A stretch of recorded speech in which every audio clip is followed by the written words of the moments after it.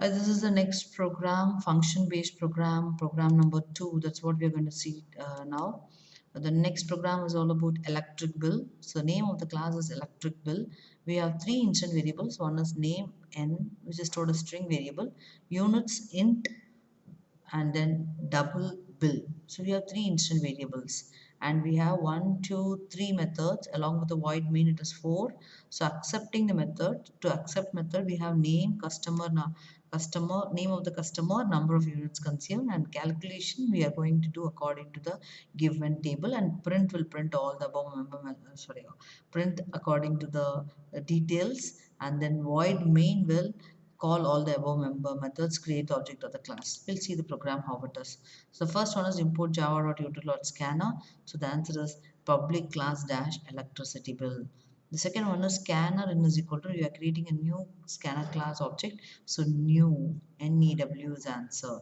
The third one is we have entered the units consume. Units is nothing but in dot next int, because we are taking the integer input. And the fourth one will be and the fourth one will be if dash. So what is given there, the second one? So we have to go here and check what the second one. It is 200 units. So 200, if you see 200 plus the previous 100, so the answer will be less than or equal to 300.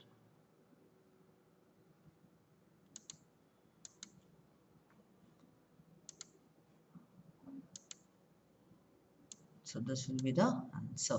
The next one is we have to calculate double bill is equal to 200 into units minus 100 into 3 is given. And here what should I do? So it's a slab based program. So 100 into 200, 100 into 2, 200 plus unit consumed to 3. So the answer will be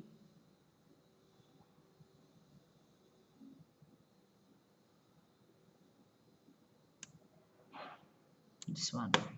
Okay, and then the next one, public dash. So what is public dash here? Public, what are we doing? We are printing. So public, it is void print. Okay, and the next one, so hope you would have understood this.